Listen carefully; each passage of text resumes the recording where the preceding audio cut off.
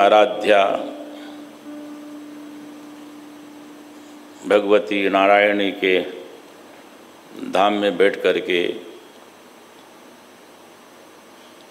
जो परम पुरुष हैं, जो परमात्मा हैं, उस परमात्मा के विषय में श्रीमद् भागवत के माध्यम से हम लोग यत्किंचित उनका श्रवण कीर्तन और ध्यान कर रहे हैं। परमात्मा व्यापक है, हमारे शास्त्र बताते हैं, और श्रीमद् भागवत और हमारे शास्त्र ऐसे हैं, संपूर्ण ब्रह्मांड का रहस्य हम इनके द्वारा जान सकते हैं। मनुष्य अल्पज्ञ है, परमात्मा सर्वज्ञ है। हम कुछ ही जानते हैं, थोड़ा बहुत जो ज्ञान होता है, जो भी संसार से प्राप्त होता है, हम उतना जानते हैं। परमात्मा सर्वज्ञ होने से सबको जानता है कि हमारी भावना क्या है, हम क्या विचार करते हैं। इसलिए हमारे यहाँ पर शास्त्र चिंतन होता है, और भगवान अपने यहाँ पर एक ही समय नहीं आता है जब उसको लगता है कि आना चाहिए, और कैसे आना चाहिए उसका भी कोई एक रास्ता नहीं है, अनेक रास्ते हैं। भगवान नरसिंह का प्रागट्य हुआ और केवल एक भक्त के लिए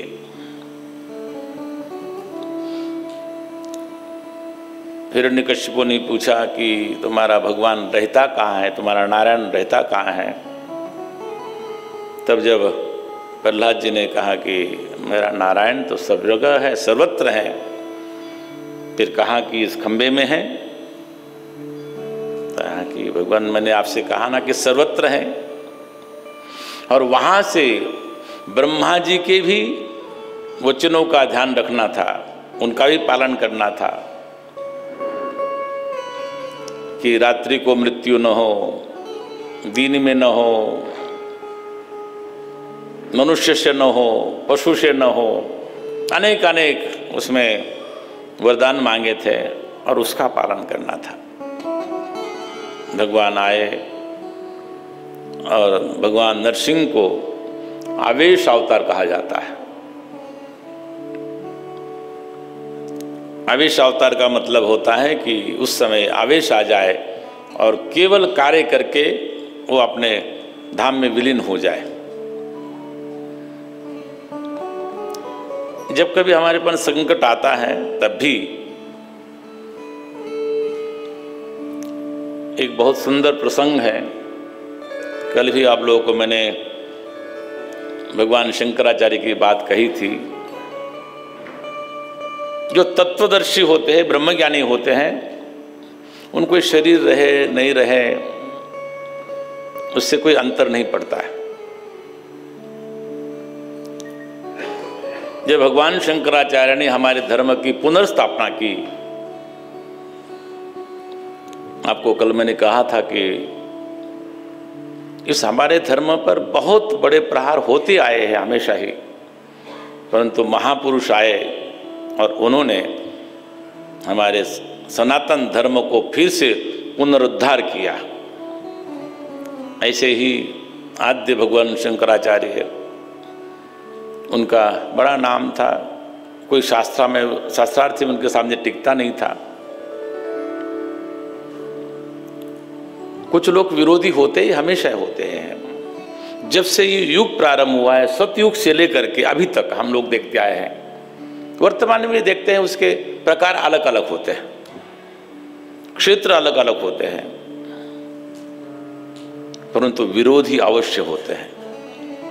भगवान शंकराचार्य के विरोधी थे, और एक कापालिक था,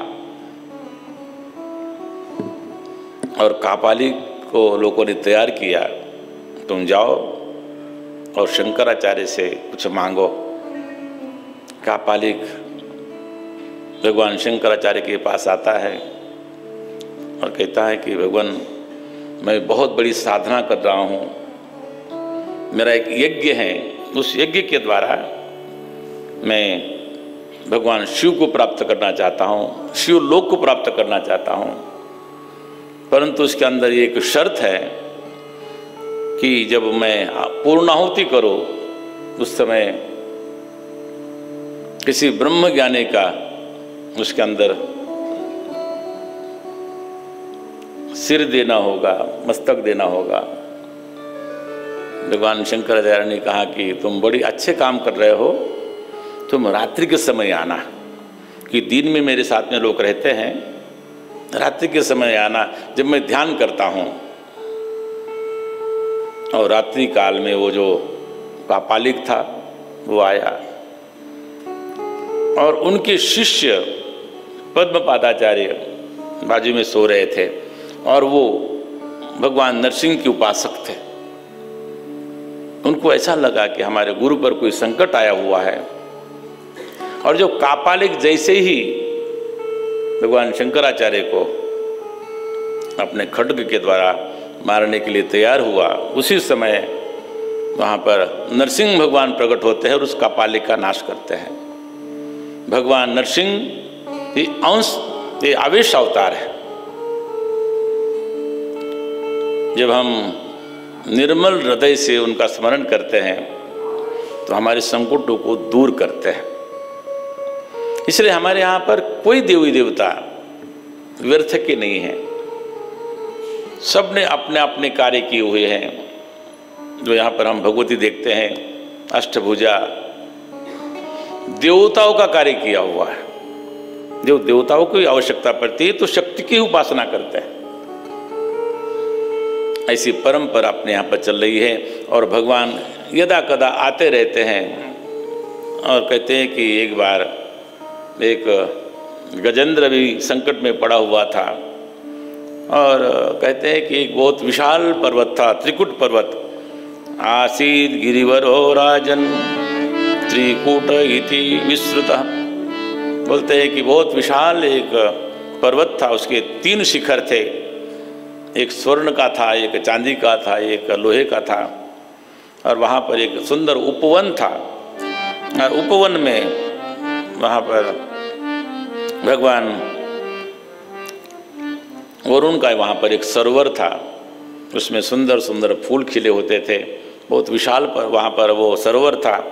और वो एक हाथी जिसका नाम गजेंद्र, विशाल हाथी था, अपने समूह के साथ में वहाँ पर आता है और समूह के साथ में आकर के वहाँ पर जल क्रीड़ा करता है। और जल क्रीड़ा करते करते और उसी समय वहाँ पर एक ग्रह है, मगर है, उसने उस गजेंद्र का पैर पकड़ लिया और पैर पकड़ लिया और दोनों में गहन युद्ध होने लगा। कभी ग्रह खींचता है, हाथी भी विशाल होता है, शक्ति होती है, परंतु जल में मगर की शक्ति ज़्यादा होती है। इसलिए दोनों का बड़ा भारी युद्ध हुआ और वहाँ पर सब थक गया। जब हाथी, उसने विचार किया कि इस जगत में हमारे पहले तो हमारे परिवार वाले हैं, हमारे साथी हैं, संगी हैं, उनको पुकारा, परंतु कोई जब नहीं आया। तो उसने कहा कि जो मुझे ये जो नहीं बचाने वाला है तो मुझे कोई बनाने वाला है, इस रक्षा करने वाला, इस संसार को बनाने वाला, संसार की रक्षा करने वाला। और उसने एक कमल वहाँ से निकाला और अपने शून्य से उस भगवान के अज्ञात जो है उधर उसने अर्पण किया। और वहाँ से बोलते हैं कि भगवान वहाँ पर आ जाते हैं। हम लोग भजन के द्वारा उस बात को हम लोग समझे। बोलो कृष्ण कन्हैया लाल की जय। गजेंद्र ने अज्ञात उस परमात्मा को पुकारा और जब भक्त पुकार करता है तो भगवान अनायास ही वहाँ पर पहुँच जाते हैं और भगवान ने गजेंद्र का जो संकट था वो ग्रह का विच्छेद किया और फिर गजेंद्र को वहाँ सुरक्षित किया और गजेंद्र का वहाँ पर उद्धार किया। इस प्रकार की अनेक कथाएं हैं। ये तो प्रसिद्ध कथाएं हैं। कभी कभी हम लोग भी अपने जीवन में अनुभव करते हैं, जब हम बड़े कष्ट में होते हैं, जो संसार में जो रत रहते हैं, संसार में पड़े रहते हैं, वो तो आप शब्दों के द्वारा ही लोगों का कहते हैं कि इसने ऐसा किया, उसने वैसा किया, परंतु जो भक्त होते हैं वो परमात्मा को ही पुकारते हैं। और जब परमात्मा को पुकारते हैं, वो परमात्मा, वो भगवान हमारी रक्षा करने अवश्य आता है। ऐसा ही प्रसंग चलते चलते राजा ने प्रश्न किया कि भगवान, वो बात मैं श्रवण करना चाहता हूँ। यथा भागवता ब्रह्मन् मथिता क्षीरसागरः। भगवान की प्रेरणा से ही क्षीर सागर का मंथन हुआ था, वो कथा मैं श्रवण करना चाहता हूँ। अनेक कथाएं हैं और बड़ी रोचक और अपने लिए ज्ञानप्रद कथाएं हैं। कहते हैं कि एक बार यदा दुर्वासः शापात्, बोलते एक बार दुर्वासा जी के श्राप से जो स्वर्ग की लक्ष्मी जो इंद्र है उससे जाती रही। कहते एक बार दुर्वासा जी ने विचार किया कि चलो भगवान का पूजन करते हैं। उन्होंने सुंदर माला बनाई और सुंदर वो कमलों की माला बना करके भगवान को अर्पण कर दी, भगवान का पूजन किया और विचार किया कि चलो आज साक्षात भगवान वैकुंठ में विराजमान है, वहाँ पर जाकर के दर्शन करते हैं। दुर्वासा जी वैकुंठ जाते हैं और वैकुंठ में जाने के बाद में भगवान का दर्शन करते हैं। जब दर्शन कर रहे हैं तो उनको देख रहे हैं कि मैंने जो नीचे यहाँ पर अपनी पूजा में मैंने भगवान को माला चढ़ाई थी, ये भगवान के गले में पड़ी हुई है। आश्चर्य तो हुआ, बार बार देखने लगे। भगवान ने विचार किया कि इनके मन में कोई कुतूहल है और भगवान ने वो माला उतारी और दुर्वासा जी को वापस पुनः दे दी। कहा कि ये प्रसाद रूप से ले लो। दुर्वासा जी ने कहा कि भगवान के गले में ये अच्छी लगती, परंतु प्रसाद कह करके दे रहे हैं इसलिए ग्रहण किया। परंतु उस माला में संपूर्ण ऐश्वर्य था। आप लोगों ने पहले दिन सुना भगवान का ऐश्वर्य से समग्रस्य, संपूर्ण ऐश्वर्य था उस माला में। और जिसको आवश्यकता नहीं होती है ना, कभी कभी उनको प्राप्त होता है। और फिर वो जब संतों के पास भी धन आता है, सदगृहस्थों के पास धन आता है, पात्र के पास धन आता है और सुपात्र के पास में सत्ता आती है, उसका उपयोग जन कल्याण के लिए करते हैं। आपको कितना चाहिए आपके लिए? भोजन करने के लिए, पेट के लिए 2 रोटी चाहिए, सोने के लिए थोड़ी सी एक शैया चाहिए, परंतु मन है ना, वो मानता नहीं है। उसकी कल्पना बहुत अलग अलग होती है। ऐसे संत होते, उन्होंने विचार किया कि इस माला में तो वैभव है, मेरे किसी काम का नहीं है। तो वहां से इंद्र जा रहा था और इंद्र जा रहा था तो इंद्र तो 3 लोगों का अधिपति है, अधिष्ठाता है, रक्षक है, पालक है। इसलिए ये माला अगर मैं इंद्र को देता हूँ तो उसके पास में धन आएगा, वैभव आएगा और उसके कारण वो जो है वो जगत का ठीक से कल्याण कर पाएगा, रक्षा कर पाएगा। तो दुर्वासा जी ने वो माला उठा करके इंद्र को दे दी और इंद्र देखो राजस, तामस और सात्विक 3 गुणों वाले लोग होते हैं। इंद्र त्रिलोक का अधिपति है, उसको अभिमान भी है। इंद्र ने माला ले ली और माला ले करके उसने हाथी के मस्तक पर रख दी, जो ऐरावत था उसके मस्तक पर रख दी। और वहाँ से जब आगे जाने लगा तो हाथी पर जब सुगंधी आती हाथी को, तो वो बड़ा परेशान होता है। उसने हाथी को देखा कि उस माला में सुगंधी थी, उसमें भंवरे थे और उसके कान में गुनगुनाने लगे। उसको बड़ा अटपटा लगा। उसने ऐसा उसने अपनी मुड़ी हिलाई और वो माला नीचे गिर गई और उस हाथी के पैर में पड़ी। और वो दुर्वासा जी वो दृश्य देख रहे थे। दुर्वासा जी को थोड़ा क्रोध आया। उन्होंने कहा कि हे इंद्र, तुमको जिस पद का घमंड है, जिस लक्ष्मी का, जिस वैभव का घमंड है, तुम्हारा सब वैभव जाता रहे, तुम श्रीहीन हो जाओगे।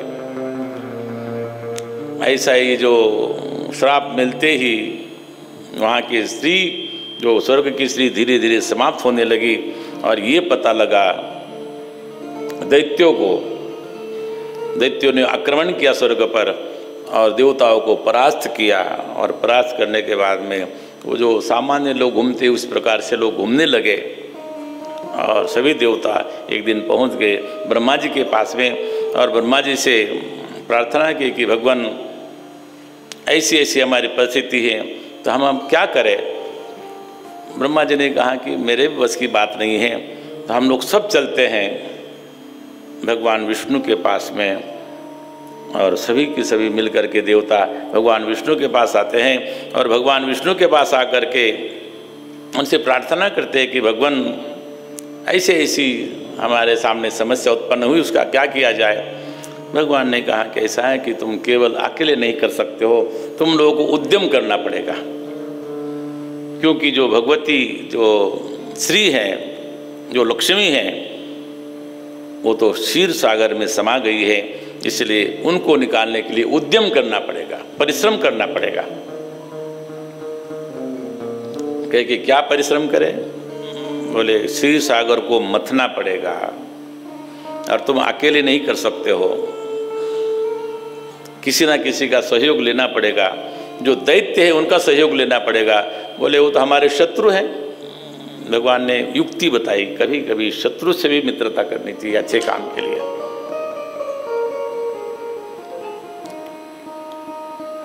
कहे कि जाओ, राजा बलि है, वो धार्मिक भी हैं, उनके पास जाओ।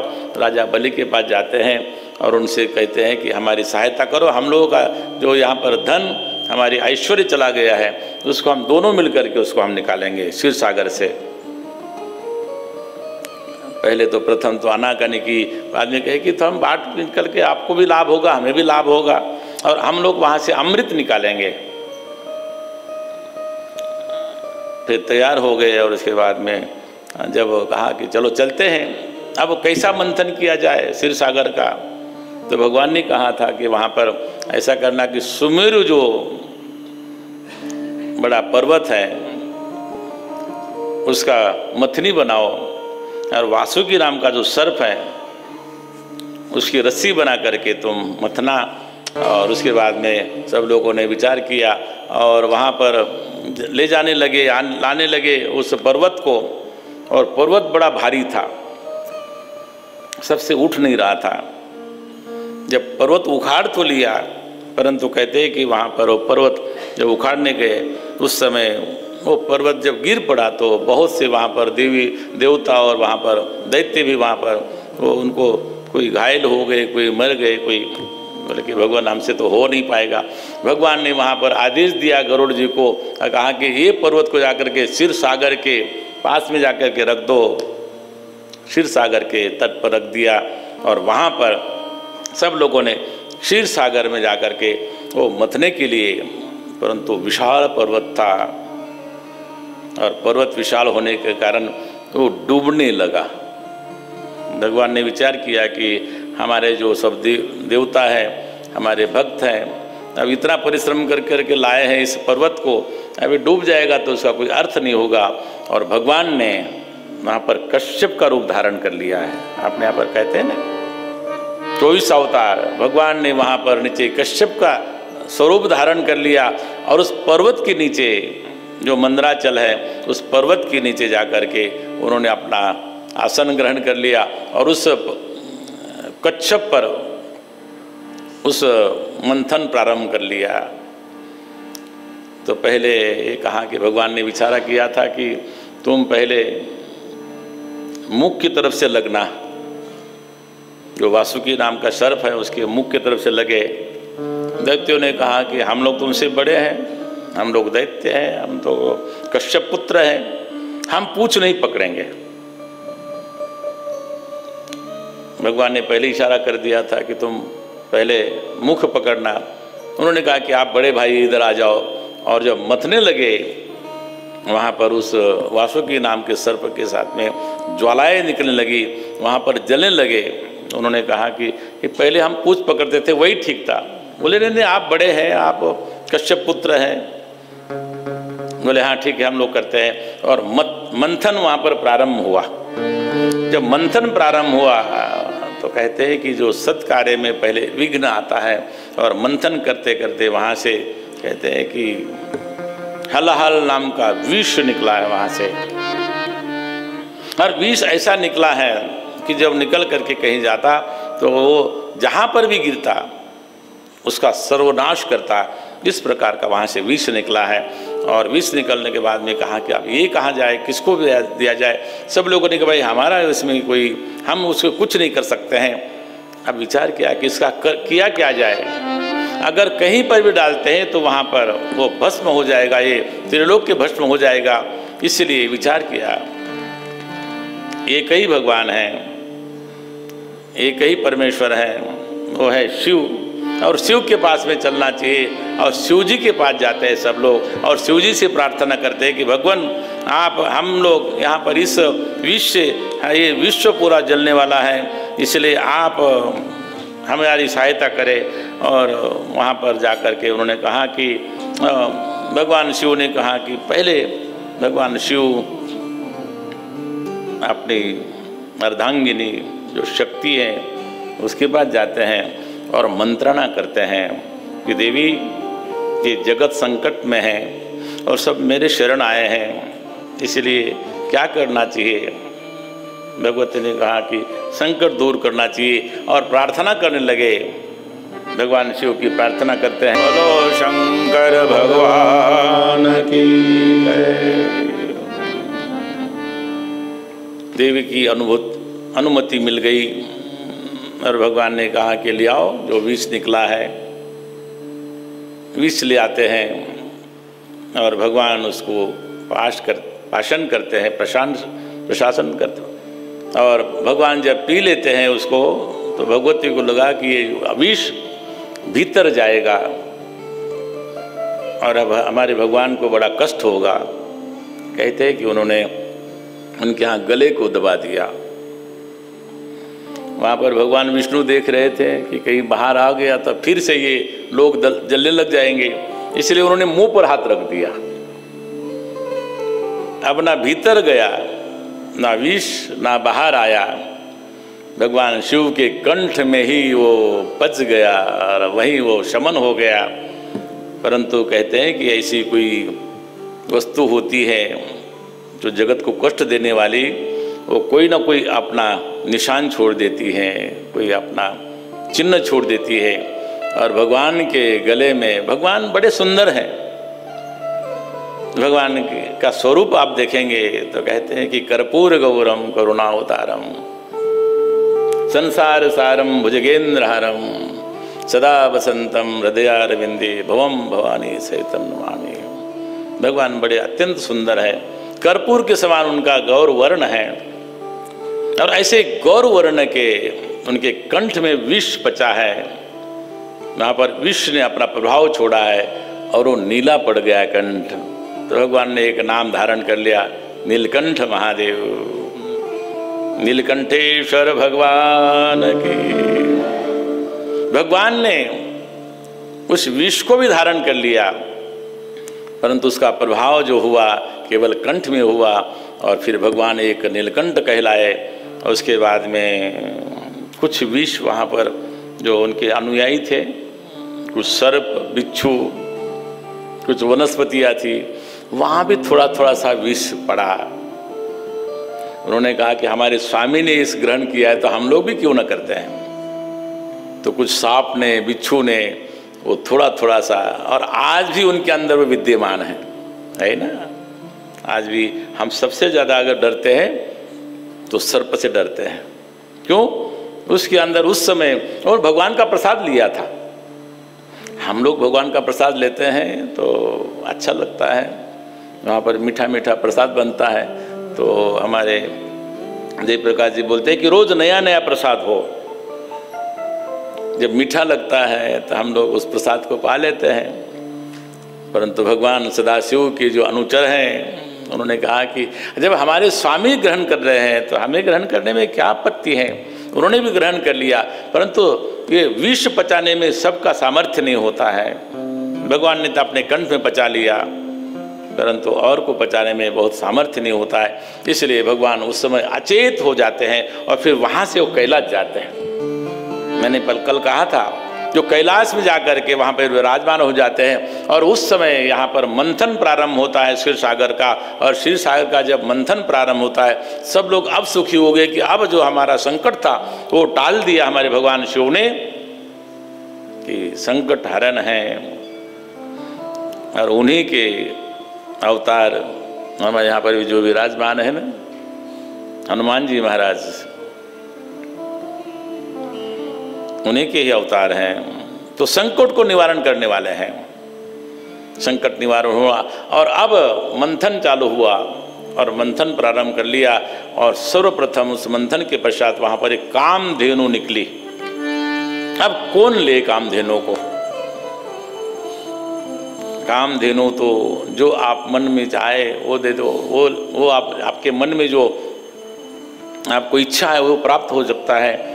तो सब लोगों ने विचार किया कि कामधेनु तो ऋषियों को देनी चाहिए, क्योंकि नित्य यज्ञ करते हैं, यज्ञ की सामग्री इनसे प्राप्त होगी। और यज्ञ जब होता है, इस संसार का फिर से पुष्टि होती है, इस संसार में तेज ओज सर्वस्व आ जाता है, इसलिए ऋषियों को प्रदान करनी चाहिए। वो कामधेनु ऋषियों को प्रदान कर दिए। उसके बाद में वहाँ कहते हैं कि एक हाथी निकला, जिसका नाम है, बोलते उच्च श्रवा, जो अश्व था वो निकला वहाँ से, क्योंकि 14 रत्न की 14 रत्न उस समुद्र में चले गए थे, क्षीर सागर में समाहित हो गए थे। तो उच्च श्रवा नाम का जो अश्व निकला, बलि ने कहा तो हमें चाहिए। भगवान ने पहले कह दिया था कि मना नहीं करना, जो राजा बलि को दे दिया, स्वर्ग का हो गया। उसके बाद में कहते हैं कि वहाँ पर ऐरावत नाम का हाथी निकला, वो भी समाहित हो गया था, उसको स्वर्गों को दे दिया।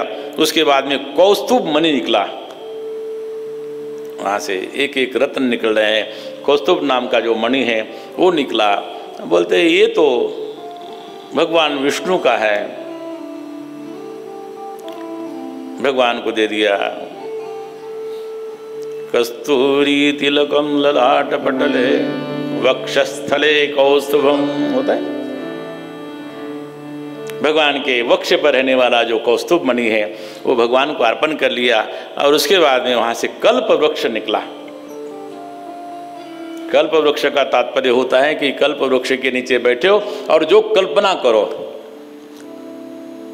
अच्छे लोगों को तो अच्छी कल्पना होती है, लेकिन जो अच्छी वृत्ति नहीं होती है उनकी कल्पना अलग भी हो जाती है। ये मिल जाए, वो मिल जाए, वो मिल जाए। कहते हैं कि वो कल्प वृक्ष निकला। तो कल्प वृक्ष कहाँ जाए? तो बोले ये स्वर्ग में जाना चाहिए। और उस समय स्वर्ग का अधिपति था कौन? राजा बलि।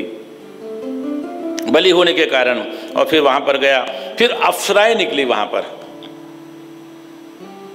भगवान ने कहा कि ये सब के सब स्वर्ग में दे दो। अप्सराएं निकली, क्योंकि अप्सराओं के द्वारा जो यहाँ पर पुण्य करते हैं लोग, जो आनंद प्राप्त करने के लिए जो स्वर्ग जाते हैं, तो अप्सराएं उनका मनोरंजन करती हैं। अप्सराएं निकली, उनको कहा कि स्वर्ग जाए। और साथ में उसके बाद में लक्ष्मी निकली। भगवती लक्ष्मी का प्रागट्य हुआ और भगवती लक्ष्मी का प्रागट्य होने के बाद में कहा कि ये किसको चाहिए, इसका कौन वर्ण करेगा। बोले भाई लक्ष्मी है, लक्ष्मी चाहे जिसका वर्ण करे, उन पर छोड़ दो। सब चाहते थे कि हमें मिल जाए, हमें मिल जाए। वहाँ एक स्वयंवर रखा और स्वयंवर में सब बैठ जाओ एक साथ में, और वहाँ पर लक्ष्मी जिसका वर्ण करेगी उसकी लक्ष्मी हो जाएगी। सब लोगों को आँख बंद करके बिठा दिया, लक्ष्मी जी के हाथ में एक हार दे दिया और जिसके गले में डालेगी वो उसकी लक्ष्मी हो जाएगी। अब सब लोग देखते हैं कि वहाँ पर सब लोगों ने तैयारी की होगी, सुंदर सुंदर वस्त्र धारण किए होंगे, सुंदर सुंदर वहाँ पर उन्होंने समझ कि मैं बड़ा सुंदर हूँ, और वहाँ पर लक्ष्मी जी का पदार्पण हुआ है। और सब लोग सोचते हैं कि लक्ष्मी जी मुझे वर्ण करे, मेरा वर्ण करे, लक्ष्मी मेरी हो जाए। और धीरे धीरे धीरे लक्ष्मी आगे बढ़ती है, और जिसकी लक्ष्मी है, किसकी है? लक्ष्मी तो नारायण की है, और नारायण के गले में उन्होंने हार डाल दिया। और फिर उसके बाद में लक्ष्मी का वर्ण हुआ और भगवान की लक्ष्मी नारायण की हुई। उसके पश्चात वहाँ पर और मथना शुरू कर दिया। तो कहते हैं कि वहाँ पर वारुणी नाम की वारुणी उत्पन्न हुई। वारुणी का मतलब है कि जिसको हम लोग मदिरा बोलते हैं, वो उत्पन्न हुई। दैत्यों ने कहा कि सब तुम लोग लेते हो, कुछ तो हमें भी मिलना चाहिए यहाँ के लिए। तो सब देवताओं ने कहा कि अभी तुम्हारी ही है, तुम ले लो। और तब से लेकर के ऐसे प्रवृत्ति वाले लोग होते हैं जिनके अंदर वो बुद्धि होती है। वैसे नहीं होते, देखने में तो मनुष्य होते हैं, परंतु जिनकी बुद्धि होती है कि अब टेंशन आ गया तो एक पैक ले ही लो, आज भी चल रहा है, उससे बचते हैं, वो देवता स्वरूप है। इतना होने पर भी जो उससे बच गया वो देवता श्रेणी में आएगा, देवकोटि में आएगा। देव भले न हो, कम से कम देवताओं के समान उसके गुण होंगे। और खास करके हमारा जो ये वैश्य समाज हुआ करता था पहले, इसको छूता तक नहीं था। वैश्य समाज में ये कभी बुराई थी ही नहीं, भारत में नहीं थी। लेकिन अब धीरे धीरे धीरे धीरे जैसे बुराई का प्रचार जल्दी होता है, बुराई का असर जल्दी होता है। जैसे हम कभी विषबाधा होती है ना, कभी बोलते हैं कि हम लोग भोजन करते करते भोजन में भी कोई विष होता है, अपच होता है। तो उस समय जो अपच होता है तो अनायास होता है, पता ही नहीं लगता है, परंतु उसको ठीक करने के लिए आप कितनी दवाई लो, उसका असर कम करने में बहुत समय लगता है। तो बुरी वस्तु जल्दी अपने को असर कर जाती है। और वहाँ पर कहते हैं कि आजकल भी इसी प्रकार हो रहा है।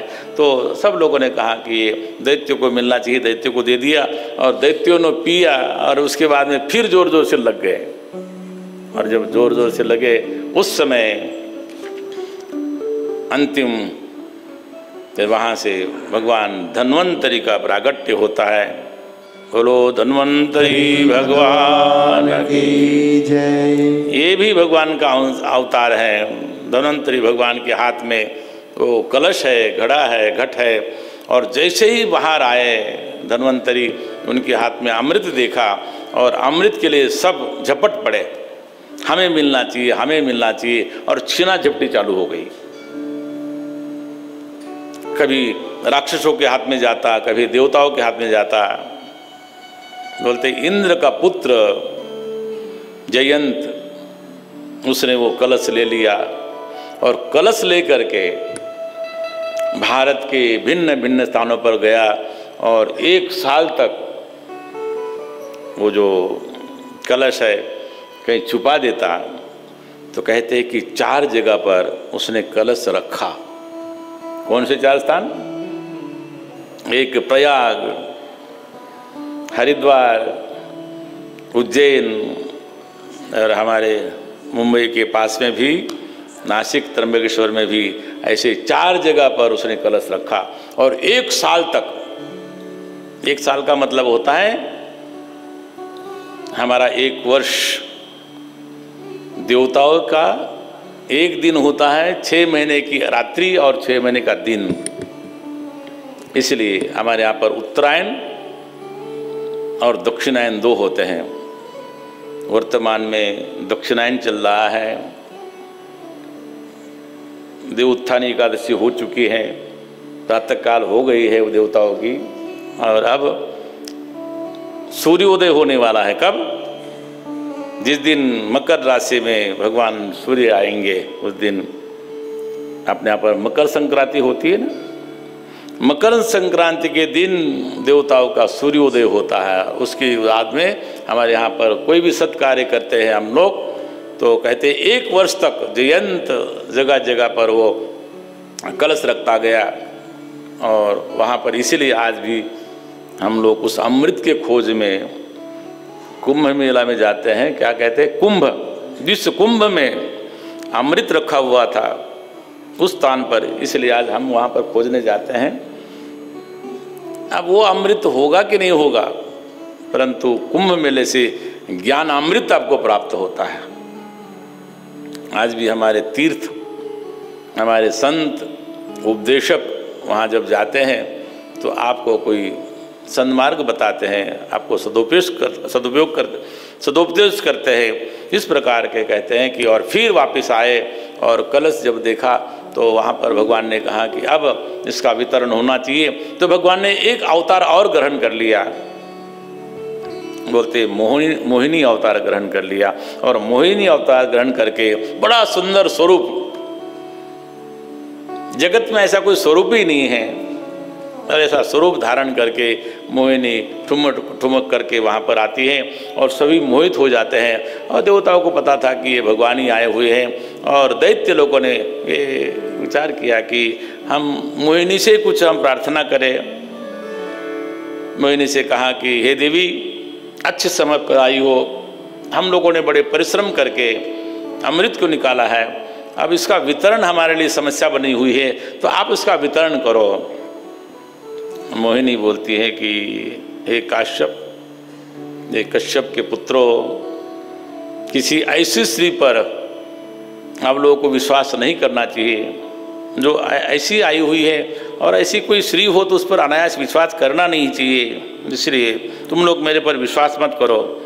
विश्वासम पंडित्यो जातुम, पंडित लोग, ज्ञानी लोग विश्वास नहीं करते ऐसी स्त्रियों को। उन्होंने कहा कि जब ऐसी पहले से बोल रही तो वो थोड़े हमारा विश्वासघात करेगी। उन्होंने कहा कि ऐसा है कि अगर तुम चाहते हो कि मैं करूं तुम्हारा कार्य तो लेकिन मेरी बात माननी पड़ेगी। क्या बात है? कहते हैं कि मोहिनी ने कहा कि जैसे मैं कहूँ वैसे मानना। बोले सब मान लेंगे। जब व्यक्ति मोहित हो जाता है ना तो फिर उसके बाद में चाहे जो मनवा लो। बोले हम सब पहले आप लोग पहले स्नान करके आना, स्नान करके आना, पवित्र हो करके आना, फिर एक पंक्ति में बैठ जाना, और पंक्ति में बैठ करके जब तक परोसा न जाए, अपने यहाँ पर ये नियम है, जब भोजन पूरा परोसने के पश्चात उसको भगवान को भोग लगाते हैं। पहले तो भोग लग जाता है, परंतु हम जब थाली में आता है भोजन तब भी हम लोग उसको जब भगवान को अर्पण करके ही हम पाते हैं। तो बोलते हैं कि वहाँ पर सब पंक्ति में बैठा। मुझे पता है तुम लोगों का स्वभाव है, जो आया वो खा लिया। वो मोहिनी जी को पता था कि एक कलयुग में ऐसा होने वाला है। अब बैठ के कोई खाएगा नहीं, सब खड़े खड़े खाएंगे। और फिर वही एक जो प्लेट होती है, पात्र होता है, कम पड़ने के बाद में वही जाते हैं और अपने झूठे हाथ से ही उठाते हैं। इसलिए सज्जन लोग आज भी उससे बचने का प्रयास करते हैं।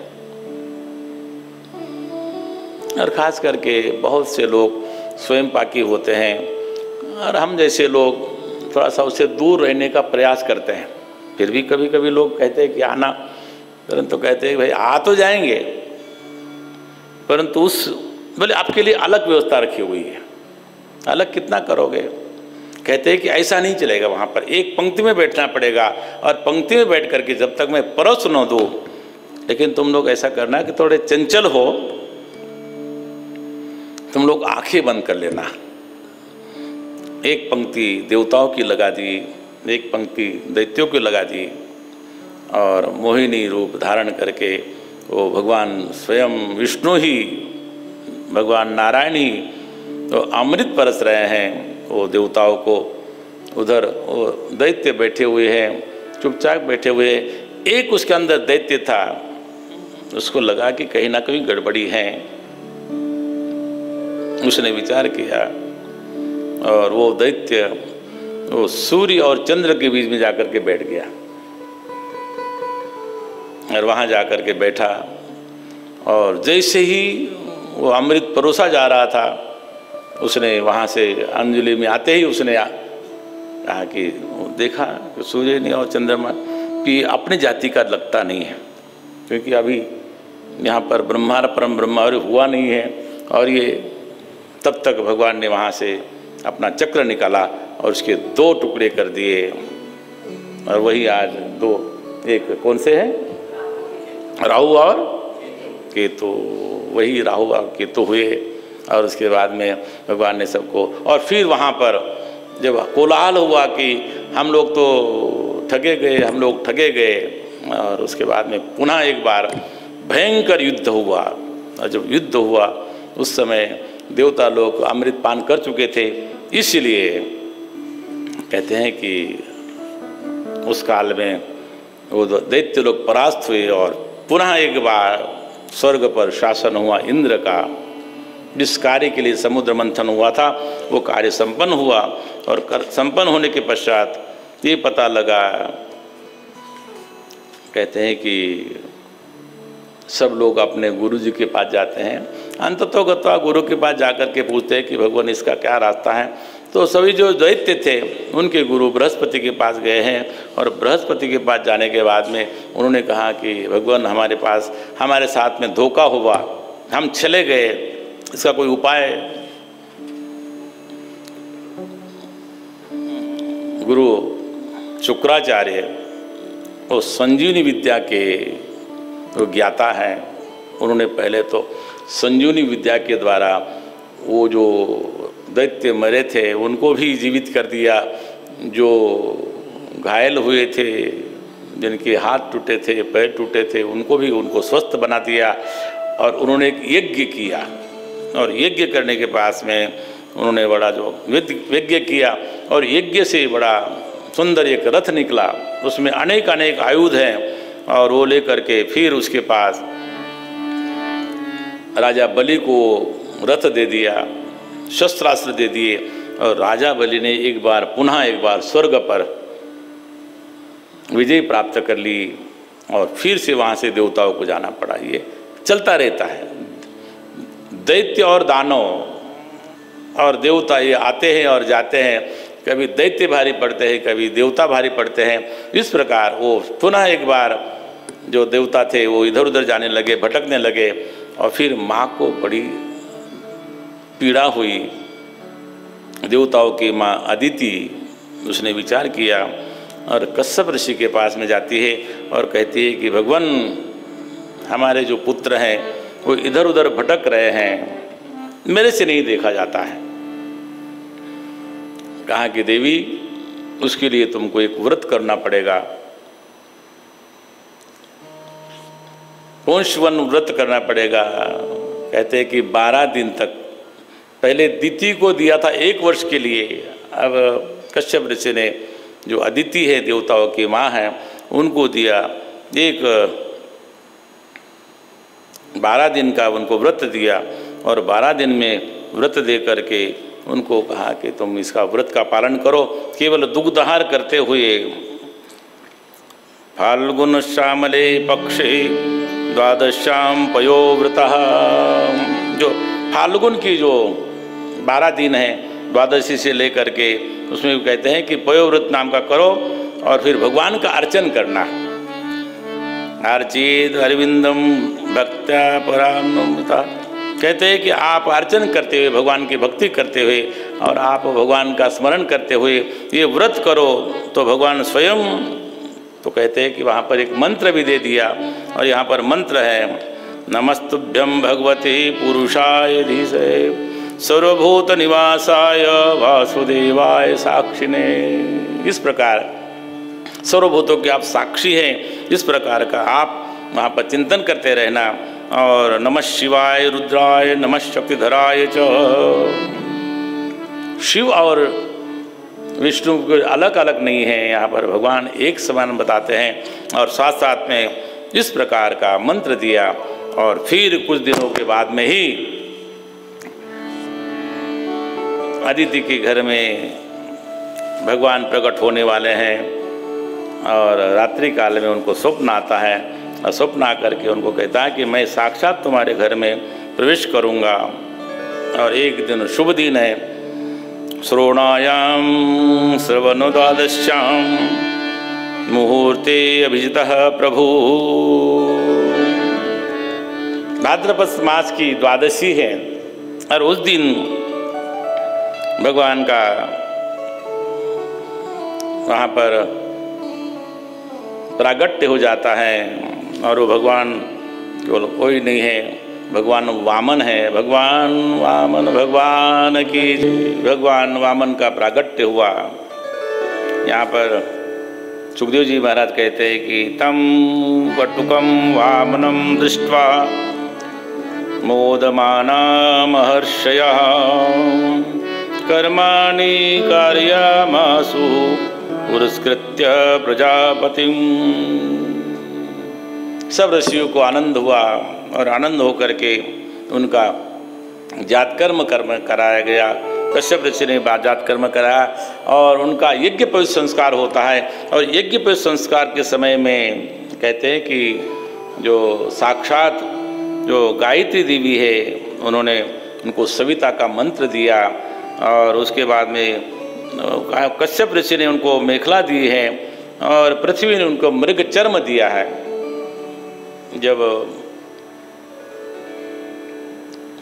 बालक का जब यज्ञ संस्कार होता है, उसके अलग अलग प्रकार से उनको वहाँ पर वस्त्र दिए जाते हैं, उनको साधन दिए जाते हैं। और वहाँ पर उसी प्रकार से वहाँ पर वस्त्र आदि दिए। और आकाश के अभिमानी देवता ने उनको छत्र दे दिया है और माता ने उनको कोपिन दे दी है पहनने के लिए। और साथ साथ में ब्रह्मा जी वहाँ पर आए हुए, उन्होंने कमंडल दिया है। और चंद्रमा ने वहाँ पर उनको दंड दिया है। इस प्रकार का उनका यज्ञ पवित्र संस्कार हुआ। और यज्ञ पवित्र संस्कार होने के बाद में उनके पास में ज़्यादा समय नहीं है, क्योंकि देवताओं का संकट दूर करना था। इसलिए बटुक वहाँ से चलते हैं और देखा कि राजा बलि अश्वमेध यज्ञ कर रहे हैं नर्मदा के तट पर, उत्तर तट पर। और वहाँ पर उन्होंने 100 अश्वमेध करने का विचार किया है। आज भी वहाँ पर दशाश्वमेध घाट है, कहाँ भरूच में, भरूच के पास में ही उन्होंने यज्ञ प्रारंभ किया था। और वहाँ पर भगवान वामन वहाँ पर चलते हैं और भगवान वामन वहाँ पर प्रवेश जब करते हैं तो राजा बलि ने देखा कि वहाँ तो अनुष्ठान लिए थे यज्ञ का। और जब उन्होंने देखा भगवान आए हैं, स्वागतम ते नमस्तुभ्यम, राजा बलि ने उनका स्वागत किया। ब्रह्मं किं करवामते, आप यहाँ पर आए हैं, आपका स्वागत है, स्वागत है, स्वागत है। आप तो ब्रह्म ऋषियों के साक्षात तप लगता है, साक्षात स्वार्थ वपुर्धर्म। कहते हैं कि आपका जो शरीर है ये तो बिल्कुल तपोमय लग रहा है। आप आए हैं तो हम तो बड़े भाग्यशाली हैं कि आपका यहाँ पर दर्शन हुआ है। उनका कहते हैं कि वहाँ पर पूजन किया, उनका स्वागत किया, उनका चरण प्रक्षालन किया। हम तो धन्य हैं कि आज हमारा जो यज्ञ करना सफल हुआ है। और आकर के कहा कि आप आइए और कुछ आप मांगिए, कुछ लेना हो, आप किस लिए आए हैं? वामन कहते हैं कि हम तो ब्राह्मण बालक हैं, हमें कोई और अभिलाषा नहीं है, केवल मुझे 3 पग भूमि मिल जाए जिसमें बैठ करके मैं अपना साधन भजन कर सकूं, जब तब कर सकूं, गायत्री का अनुष्ठान कर सकूं। बलि ने विचार किया कि तो बालक हैं, बोले तुमको जो चाहिए वो मांग लो, फिर दोबारा कुछ मांगने की आवश्यकता ही नहीं पड़ेगी। रावण भगवान ने कहा कि भगवान इतने से हम संतुष्ट हैं और इससे ज़्यादा और कुछ नहीं चाहिए। और वो कहा कि हम देने को तत्पर हैं, तैयार हैं। तब तक शुक्राचार्य पहुंच जाते हैं और कहते हैं कि हे राजा, ये कोई सामान्य पुरुष नहीं है, सामान्य बालक नहीं है, ये साक्षात विष्णु हैं। ये 3 बग भूमि जो मांग रहा है तुम्हारा सर्वस्व हरण कर लेंगे, इसलिए तुम सावधान हो जाओ। कहा कि हे गुरुदेव, मैंने वचन दिया है। और गुरुदेव फिर भी शुक्राचार्य और समझाने का प्रयत्न करते हैं कि हे राजन, धन का इस प्रकार का उपयोग नहीं होता है। जिसके पास धन होता है उसको 5 भागों में बांटना चाहिए। एक शुक्राचार्य जी का सिद्धांत है, कहते हैं कि धर्माय यशार्थाय, अगर आपके पास में धन है तो उसको 5 भागों में अगर विभक्त करेंगे तो आपका यश कीर्ति बढ़ेगी। तो कहते हैं कि पहला है धर्म के लिए,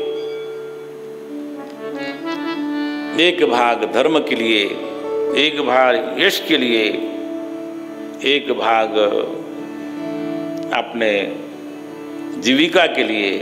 कामाय सुजनाय च, बोलते हैं कि केवल अपने पास ही नहीं रखना चाहिए, अपने स्वजनों को भी देना चाहिए। पहले के समय में, आजकल होता है कि नहीं होता है पता नहीं, पहले के कहते हैं कि पहले जो एक परंपरा होती थी, एक कुल में अगर कोई किसी के पास धन नहीं है तो सब समूह बल करके उनको थोड़ा थोड़ा थोड़ा थोड़ा करके उनको अपने समान बना देता था। तो अपना जो परिजन है, अपने सगे है, संबंधी है, उनको भी देना चाहिए।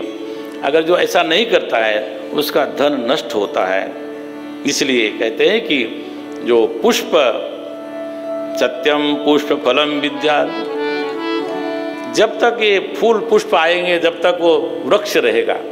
अगर वृक्ष नहीं रहेगा उसमें ना पत्ते लगेंगे ना फूल होंगे। ये जो शुक्राचार्य जी उनका उपदेश है। उन्होंने कहा कि भगवान आपका उपदेश अपनी जगह पर सही है, परंतु मैंने वचन दिया है और वचन दिया है इसलिए मैं वचन से मैं हटूंगा नहीं। इसलिए और फिर वहाँ पर कहते हैं कि कमंडल लेकर के वहाँ पर संकल्प होता है और संकल्प देने के लिए कहते हैं कि पुनः एक बार शुक्राचार्य जी ने प्रयत्न किया कि जो संकल्प होता है, एक आजकल तो कैसा भी हो जाता है, परंतु वास्तविक संकल्प है वो 2 मुख वाला पात्र हो, इसलिए कमंडल होता। पहले होता था ना, एक कमंडल होता था जिसका गोमुख कहते थे, एक गोमुख और एक ऊपर का मुख। तो गोमुख से वो पात्र में जल देते थे और वहाँ पर राजा बलि और विंध्यावती उनकी जो पत्नी है, तो वहाँ पर दोनों ने संकल्प लेना शुरू कर दिया। तब तक एक बार और शुक्राचार्य जी ने विचार किया कि इसको हमारे शिष्य को रोकना चाहिए। तो वहाँ पर, यहाँ पर नहीं है, परंतु कहते हैं कि ऐसी किंवदंती है कि वहाँ पर उस जो धारा पड़ती है जहाँ गोमुख में, वहाँ पर बैठ गए शुक्राचार्य राजा, और जल आ ही नहीं रहा था उस समय। राजा बलि ने विचार किया कि इसमें कोई अवरोध है। उन्होंने वहाँ पर एक तिनका ले लिया और वहाँ पर उन्होंने डाला, तो वहाँ पर कहते हैं कि शुक्राचार्य जी की एक आँख वहाँ पर चली गई। श्राप दे दिया, तुम धनहीन हो जाओ, श्रीहीन हो जाओ। और फिर उसके बाद में जब संकल्प हुआ, जो 3 पग भूमि मांगने वाले उन्होंने विराट स्वरूप धारण कर लिया, समस्त पृथ्वी समस्त लोगों को उन्होंने व्याप्त कर लिया। और समस्त लोगों को व्याप्त करने के बाद में एक में सब भूमि निकल आई और एक में स्वर्ग तक और ब्रह्मलोक तक उनका एक पग गया। और ब्रह्मलोक में जब पग गया, ब्रह्मा जी वहाँ पर बैठे हुए थे, उनके कमंडल में गंगा जल था और कहा कि भगवान यहाँ पर कभी नहीं आते हैं, आज भगवान के चरण यहाँ हैं। तो भगवान के चरणों की वहाँ पर पूजा करने के लिए ब्रह्मा जी ने जल लाया। वहाँ पर बड़े बड़े ऋषि बैठे हुए थे, उन्होंने भगवान के चरणों का वहाँ पर अभिषेक किया और वही गंगा जी है।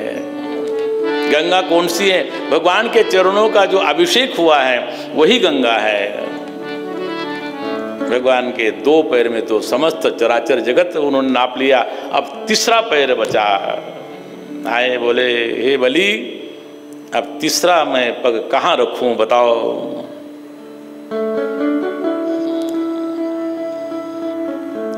बलि राजा प्रहलाद जी के पौत्र हैं, भगवान के भक्त हैं। उन्होंने कहा कि भगवान 3रा पैर रखने के लिए अभी स्थान है। मैं बलि हूँ, ये मेरा अभिमान है कि मैं हूँ। और अभिमान होने के कारण मैं अपने आप को मानता हूँ कि बलि हो। जो 3रा चरण है मेरे मस्तक पर रखिए। और मस्तक पर जैसे ही भगवान ने चरण, इतना विराट स्वरूप का मस्तक पर जो चरण आया, उस समय छोटा सा चरण हुआ, मस्तक बड़ा और चरण छोटा हुआ। भगवान ने कहा कि हे बलि, तुम यथार्थवादी हो, सत्यवादी हो, इसलिए अब तुम यहाँ से सुतल लोक चले जाओ और वहाँ पर मैं तुम्हारी रक्षा करूँगा। भगवान वहाँ से कहते हैं कि मैं तेरी रक्षा हमेशा करूँगा। और भगवान ने उनको पहले तो बंधन में डाल दिया। और प्रहलाद जी आते हैं और बंधन से छुड़ाते हैं, सुतल लोक चले जाते हैं। परंतु यहाँ पर कहते हैं कि यज्ञ अभी अधूरा है, यज्ञ अधूरा नहीं रहना चाहिए। और वहाँ पर यज्ञ की पूर्णाहुति करने के लिए फिर से ब्राह्मणों को बुलाया और कहते हैं कि कोई त्रुटि होती है, भगवान नाम से वो त्रुटि दूर हो जाती है। इसलिए वहाँ पर थोड़ा संकीर्तन हुआ और संकीर्तन से जो त्रुटि बची हुई थी, वहाँ रह गई थी, उस त्रुटि को जब आपको भी लगे, हम लोग भी बोलते हैं ना, कभी कोई अपने से कोई काम ऐसा हो जाता है तो राम राम राम, नारायण नारायण हम लोग कहते हैं। इसका मतलब है कि उसका हम लोग वहाँ पर उसका क्षमन करते हैं, उसकी पूर्ति करते हैं। तो भगवान नाम से हम लोग इस यज्ञ की भी पूर्ति करें। और भगवान वहाँ पर उनके पहरेदार बने हुए हैं, उनके द्वारपाल बने हुए हैं और वो उनको वहाँ पर यज्ञ की पूर्ति के लिए भगवान का नाम, एक सूर्यवंश और एक चंद्रवंश। सूर्यवंश में अनेक राजा हुए और उन राजाओं की परंपरा लंबी चली। और उसी परंपरा में एक राजा सगर हुए। सगर के 60,000 पुत्र थे।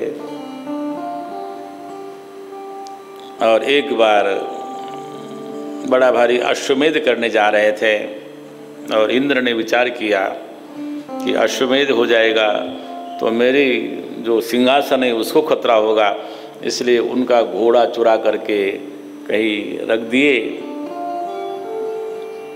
और सगर के जो 60,000 पुत्र थे पृथ्वी खोदते खोदते देखने गए कि कहाँ हमारा घोड़ा है। और वहाँ पर एक ऋषि, जिनको हम कपिल भगवान कहते हैं, कि वहाँ उनका आश्रम था, उनके आश्रम के पीछे वो घोड़ा बंधा हुआ था।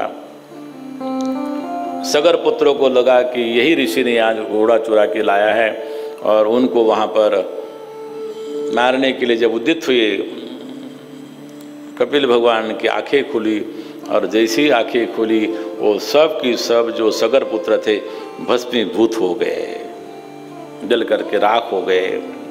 सब लोग आ गए वापिस, पता लगा अब इनका उद्धार कैसे हो। कपिल भगवान ने कहा कि एक ही उद्धार का मार्ग है, यहाँ पर गंगा जी का जल का स्पर्श हो जाए तो इनका उद्धार होगा।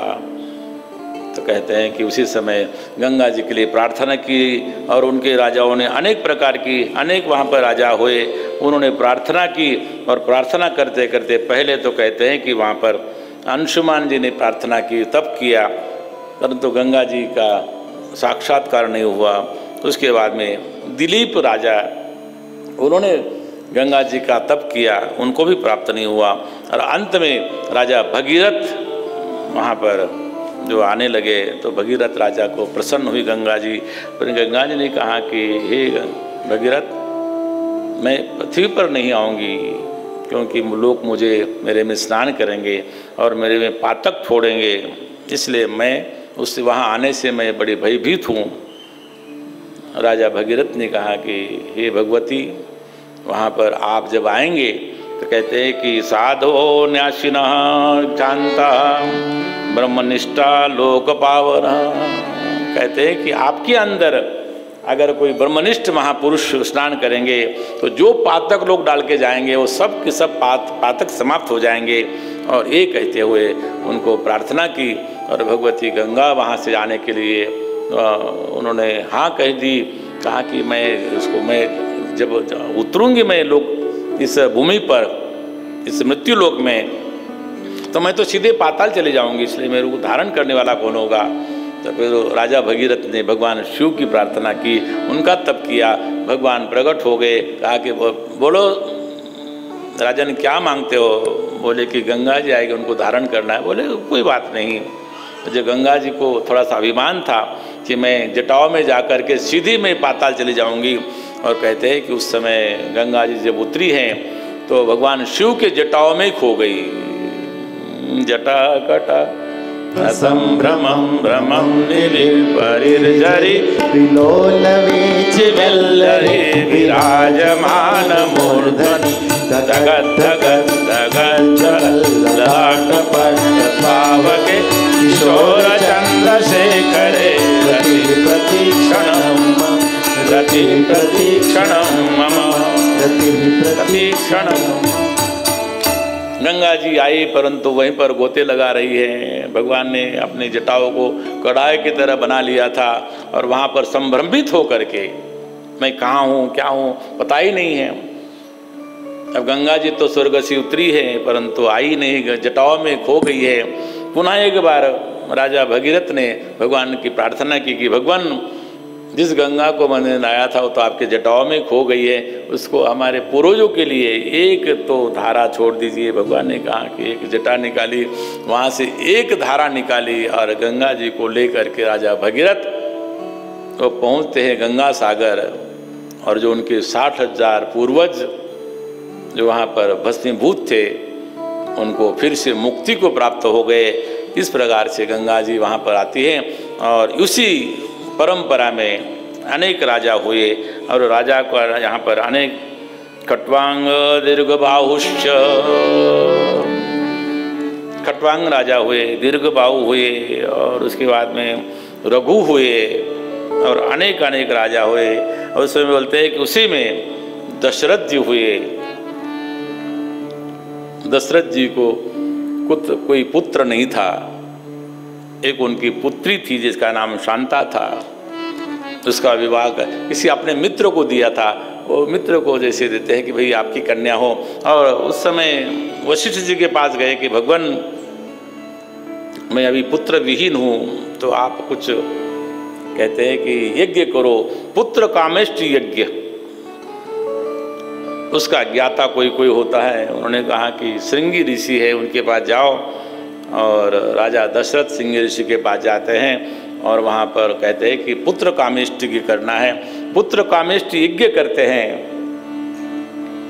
और वहाँ पर कहते हैं कि उस यज्ञ में से चरू निकला है, वहाँ से खीर निकली है और वो लेकर के आप दो और अपने रानियों को दे दो, तुम्हारे पुत्र होंगे। वहाँ पर एक जो चरू था उसमें से 2 भाग किए, एक कौशल्य को दे दिया, एक कैकेयी को दिया।